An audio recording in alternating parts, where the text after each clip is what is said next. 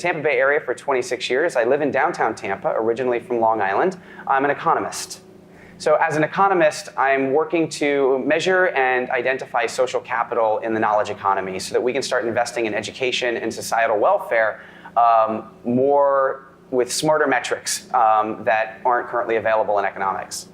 About 6 years ago, I was inspired by a friend to write a book, had no idea what I would write a book about, and then was inspired over the holidays that year and asked the question, can corporations do good things? And the idea came from this the idea that small business is warm and cuddly and does great things, but big business is cold and sociopathic. And I was like, what happened between the founding of the company and it growing big? And so exploring that question is what led me to this.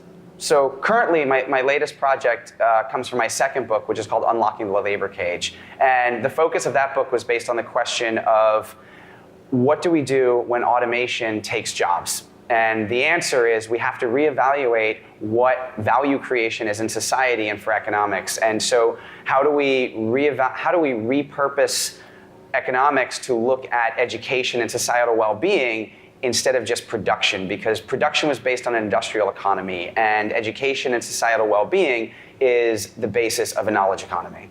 So a common misconception with economics is that it's some sort of hard science or that it's limited to the marketplace. And the thing is economics is society. And the current field of economics, the way it looks at things, is it looks as a segment of society. And until we build metrics and start really changing the discussion in the economic community to look at all of society, we keep bumping into these problems that are really just walls created by an improper framing of questions.